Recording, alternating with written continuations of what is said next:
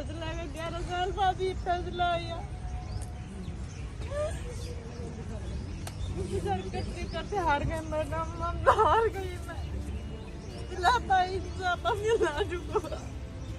जब इतिहास के पन्नों में ये लिखा जाएगा कि भारत में महिलाएं सुरक्षित क्यों नहीं हैं, उनके साथ होने वाले अत्याचार भारत में थमता क्यों नहीं है, तो उन्हें बता देना जब देश के न्यायालय ही उन पीड़ित लड़कियों को 10 साल बाद भी न्याय न दे सके तो महिलाएं सुरक्षित होंगी कैसे। उन्हें बता देना जब रेप करने वाले आरोपी ही बाइज्जत बरी होने लगे तो देश की महिलाएं सुरक्षित होंगी कैसे। ऐसा ही कुछ हुआ है हमारे देश के एक मासूम बहन बेटी के साथ, जिसके साथ 2012 में दिल्ली की छावला में कुछ लोगों ने गैंग रेप किया था, जिसे अब सुप्रीम कोर्ट ने बाइज्जत बरी कर दिया है। दरअसल ये पूरा मामला उत्तराखंड के रहने वाले 19 वर्षीय एक लड़की की है, जो दिल्ली में रहकर काम किया करती थी। 9 फरवरी 2012 का वो दिन जब हर रोज की तरह वो लड़की अपने काम को खत्म कर गुरुग्राम से वापस लौट रही थी, लेकिन उसे अंदाजा नहीं था उसके साथ आज क्या होने वाला है। जैसे ही वो बस से उतरी तो एक कार उसके सामने आकर उसका रास्ता रोक लिया और ज़बरदस्ती उस लड़की को उठाकर वो कार में बिठाकर लेकर चले गए। जब वो काफ़ी देर तक घर वापस नहीं लौटे तो उसके घर वालों ने उसकी काफ़ी खोजबीन की। जहाँ वो काम करती थी वहाँ भी पता किया, लेकिन उसका कुछ भी पता नहीं चल पाया।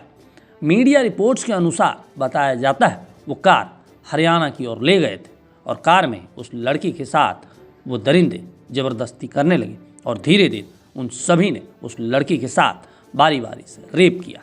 उस लड़की के जिस्म को नोचने में उन दरिंदों ने कोई कसर नहीं छोड़ी। उसके शरीर को कई जगह से दांत से काटा गया।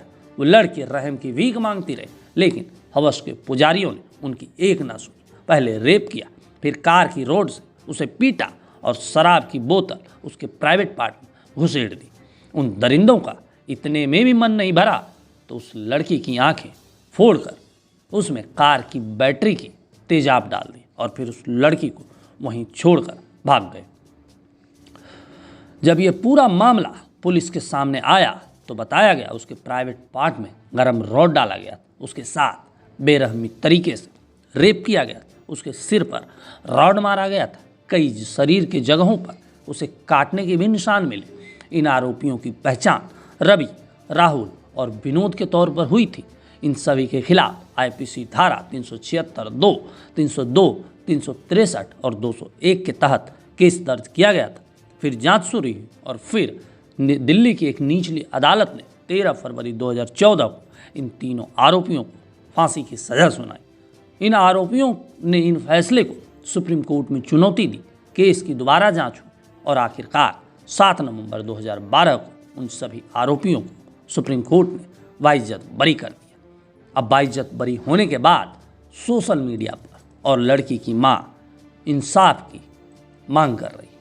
वो कह रही कि इस देश के न्यायालय ने हमारे साथ इंसाफ नहीं किया। उसकी मां चीख चीख कर कह रही, इस देश में इंसाफ करने वाले ही ने हमारे साथ हमारी जो पीड़ित बेटी थी उनकी तरफ से रुख मोड़ लिया। Bureau report, city India.